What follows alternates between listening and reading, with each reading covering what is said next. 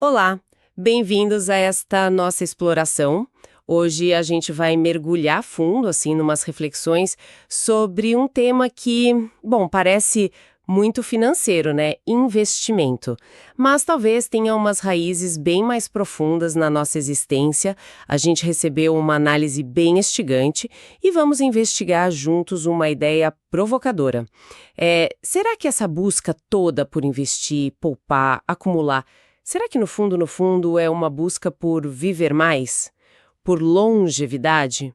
A nossa missão aqui é tentar desvendar essa conexão, que pode ser até meio surpreendente.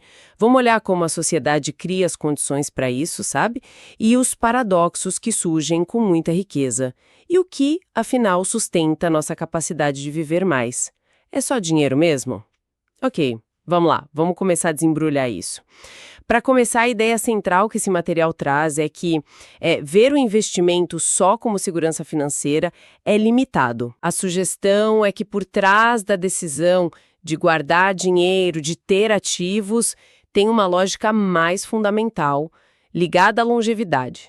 Seja a pessoa querendo viver mais ela mesma, né, a tal longevidade primária, ou uma coisa um pouco mais sutil. Essa leitura é interessante. Essa longevidade secundária que o material menciona é fascinante mesmo. Aponta para um desejo que talvez nem seja consciente o tempo todo de garantir a continuidade do nosso código genético, sabe? Do DNA. Acumular patrimônio para garantir o futuro dos filhos, dos netos, seria uma forma de buscar uma imortalidade através deles, né? Isso talvez explique por que até gente sem herdeiro direto continua nessa ânsia de acumular.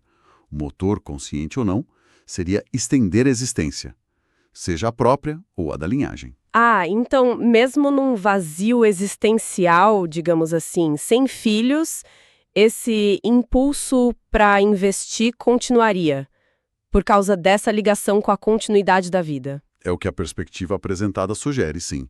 Parece ser um impulso quase intrínseco à dinâmica da vida, ligado ao que a fonte chama de ânimo produtivo, uma energia vital mesmo, que empurra a gente para o futuro. Essa ideia de investir parece tão normal para a gente hoje, né? Mas essa análise que a gente está vendo, ela questiona se sempre foi assim. De onde vem essa capacidade ou até a vontade de poupar pensando lá na frente?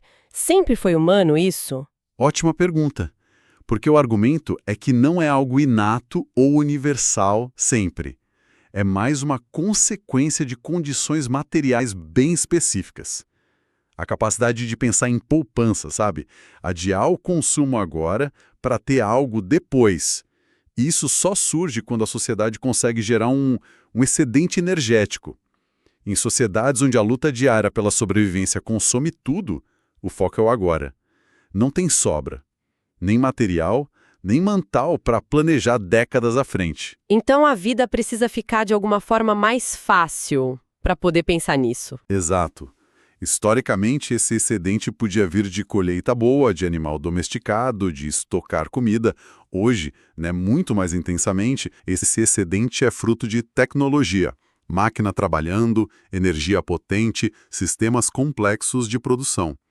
São essas condições que criam um espaço material e mental para a ideia de guardar para o futuro não só existir, mas virar uma preocupação central para muita gente. É bem revelador contrastar isso com a mentalidade de subsistência pura, né?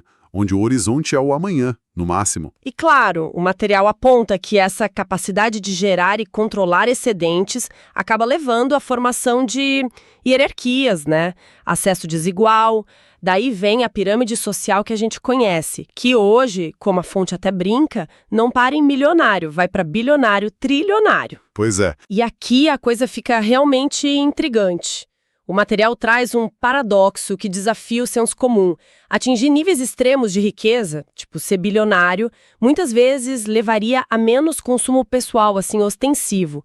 E não mais. O exemplo clássico é o do magnata com camiseta básica, comida regrada. Isso não soa estranho. Parece, né? Vai contra a ideia de que ter muito dinheiro é gastar sem parar. Mas a análise sugere uma lógica aí. O foco principal dessas pessoas mudaria para a manutenção da própria saúde, visando maximizar a longevidade. Para viver mais, a pessoa percebe que precisa de moderação, evitar excesso, que, ironicamente, a riqueza facilitaria. Bebida, comida farta, noitada, tudo isso que seria o prêmio, vira um risco para o objetivo maior, esticar a vida. Então a pessoa acumula fortunas, mas adota um estilo de vida quase ascético em alguns pontos. A saúde e o tempo viram os bens mais preciosos. É quase como se a meta de longevidade buscada com a riqueza impusesse suas próprias regras de austeridade, limitando o próprio usufruto que a gente imagina, né? Precisamente. E a análise ainda coloca outra camada nisso aí. A própria natureza da riqueza se transforma. A gente se distancia da posse física de bens. Terra, ouro, imóveis. Quer dizer, alguns ainda têm valor, claro, simbólico e real, mas há uma migração para abstrações financeiras cada vez mais complexas. O material fala de ETFs. ETFs, só para a gente entender bem, o que são exatamente? Ah, sim, boa pergunta. São fundos de investimento negociados na bolsa como se fossem ações, sabe? Mas representam uma cesta de vários ativos juntos. Além disso, tem títulos de dívida, moeda digital, derivativos super complexos. A fonte chama isso de uma ciranda financeira, um mundo de bits e bitcoins. O valor fica cada vez mais abstrato, muitas vezes descolado da economia real, da produção física mesmo. Entendi. Menos coisa palpável, mais número na tela, talvez. É por aí. Uma complexidade crescente. E essa obsessão por acumular, mesmo nesse plano abstrato, faria parte daquele ânimo produtivo que você mencionou. A ideia de que estar ativo, na dinâmica, leva a essa busca, enquanto o oposto, tipo a depressão que a fonte chama de pequena morte, anularia esse impulso. Essa é a conexão que a análise propõe. A busca por acumulação seria um sintoma de vitalidade, de engajamento com o futuro. Mesmo que o futuro seja focado em estender a própria vida ou a da família, né? A depressão, por outro lado, seria essa retração da energia vital. O futuro perde o brilho e aí a ideia de poupar para ele também some. Faz sentido. Isso leva a outra questão que o material levanta, e acho que muita gente pode se identificar, que é o sacrifício do presente. Sacrificar a qualidade de vida agora, trabalho excessivo, pouco lazer, estresse, na esperança de que o dinheiro acumulado vá, quase magicamente, comprar mais anos de vida lá na frente. Isso não bate de frente com o aproveite hoje? Ou o famoso caixão não tem gaveta? A análise que a gente está vendo oferece uma perspectiva diferente sobre isso. Ela sugere que o objetivo implícito por trás desse sacrifício é justamente a longevidade, seja pessoal, seja da família. A crítica do caixão não tem gaveta, por essa ótica, ignora que a meta não é levar o dinheiro junto, mas sim usar o dinheiro para adiar ao máximo a chegada desse caixão. O capital seria a ferramenta para tentar negociar mais tempo, sabe? Mas aí entra a dúvida que a fonte também cutuca. Até que ponto essa aposta faz sentido? A pessoa se mata por décadas, talvez até prejudica a saúde no processo, chega aos 90 e, como o material descreve quase como caricatura, continua lá no mercado financeiro sonhando em chegar aos 150. Não tem um elemento aí de quase negação da finitude humana? Sem dúvida. A análise aponta para essa possibilidade, sim. A pessoa pode ficar presa nessa ciranda da acumulação, mesmo com idade avançada. O foco vira manter a máquina do corpo funcionando o máximo possível, por isso a moderação, o cuidado com a saúde que a gente falou, para poder continuar no jogo da acumulação e da longevidade. Vira um ciclo. Longevidade é o objetivo, acumulação é o meio. Mesmo que a biologia tenha seus limites, né? E a nossa época facilita demais essa dinâmica, não é? O material cita as conveniências modernas. Inteligência artificial, que já pensa, escreve e traduz para a gente, eletrodoméstico, que poupa nosso tempo, a promessa de carro autônomo que vai permitir trabalhar ou dormir no trânsito.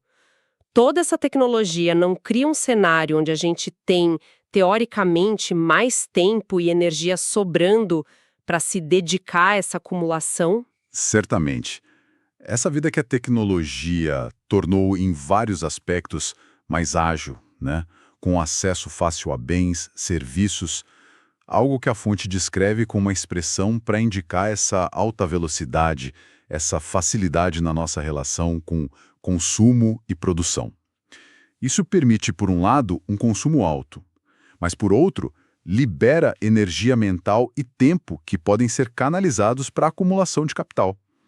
A tecnologia automatiza parte da produção, do dia a dia, potencialmente abrindo mais espaço para gerenciar patrimônio ou para a especulação financeira. Só que aí a análise traz mais um paradoxo, bem interessante. O tal do arrasto patrimonial. A ideia de que ter muitos bens, especialmente os grandes, complexos, várias casas, carro de luxo, iate, acaba gerando tanto custo e preocupação que consome tempo, energia, dinheiro, talvez anulando o benefício inicial. O exemplo da casa gigante, de 2.000 metros quadrados, que precisa limpar, manter, climatizar. É bem claro, né? Exatamente. É fascinante ver como a própria acumulação, levada a certos extremos, pode gerar um efeito contrário. Esse arrasto patrimonial é justamente esse peso que os bens podem trazer. E não é só o custo financeiro da manutenção, que já pode ser enorme, é a carga mental de administrar tudo, a preocupação com segurança, a logística. Isso pode gerar estresse, consumir tempo precioso e, ironicamente, minar a tranquilidade, talvez até a longevidade que se buscava ao acumular aquilo tudo. Então, a busca por segurança e longevidade pelo acúmulo pode acabar criando novas fontes de insegurança e desgaste, tipo um tiro pela culatra. É uma possibilidade real que a análise levanta, sim. Sugere que indivíduos, famílias, até entidades maiores, tipo nações ou impérios, que entraram em declínio por excesso de complexidade e custo de manutenção, podem se perder nesse ciclo. O consumo exagerado e os custos de simplesmente manter o que foi acumulado podem virar um fardo pesado. Se a gente conecta isso ao quadro geral, a gestão do excesso, do patrimônio muito grande, vira um desafio em si, que pode consumir a própria energia vital que se queria preservar. Mas, sabe, a análise que a gente recebeu toca num ponto que me parece o coração da questão. A longevidade real, aquela que a gente vive mesmo, não depende só do dinheiro guardado e investido.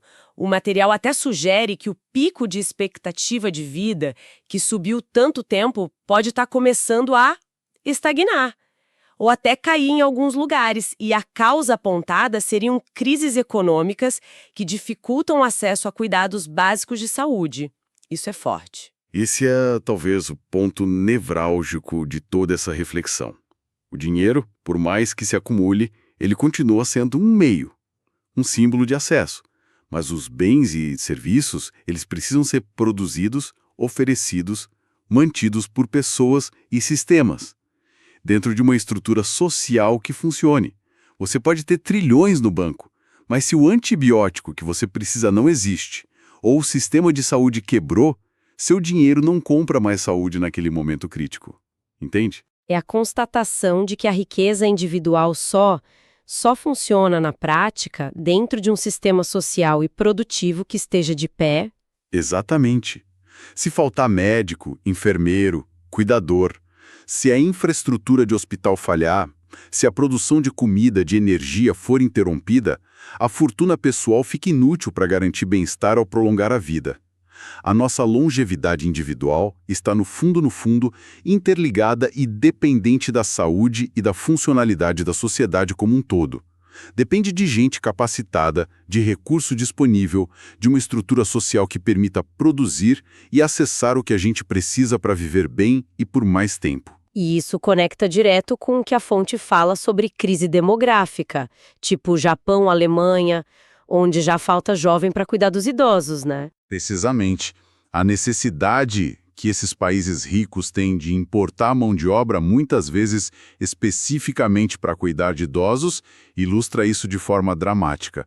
Essa dependência da estrutura social humana.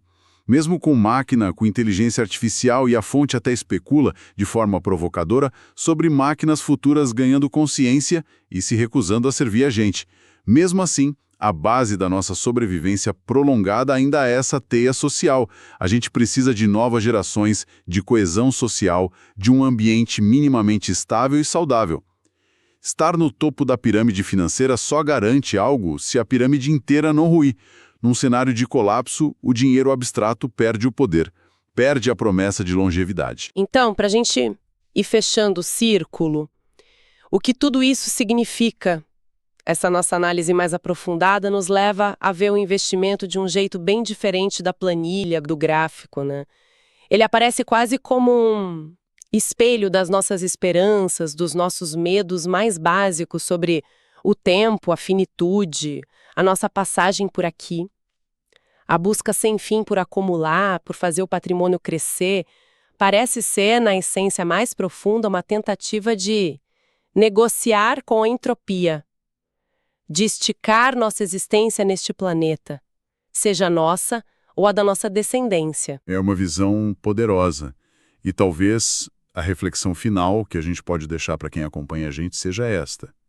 Se a longevidade que a gente tanto busca, muitas vezes perseguida pelo investimento individual, pela acumulação desse capital abstrato, se ela depende tanto, crucialmente, de uma rede social saudável, funcional, de pessoas, serviços, recursos compartilhados, um ambiente estável, será que o foco quase obsessivo na acumulação financeira individual, nessa ciranda que muitas vezes se desconecta da realidade material e social, será que isso não estaria, ironicamente, enfraquecendo as próprias bases coletivas que são necessárias para que essa longevidade seja, de fato, possível e sustentável para mais gente no longo prazo? Fica a pergunta, né? Uma questão complexa para a gente continuar pensando.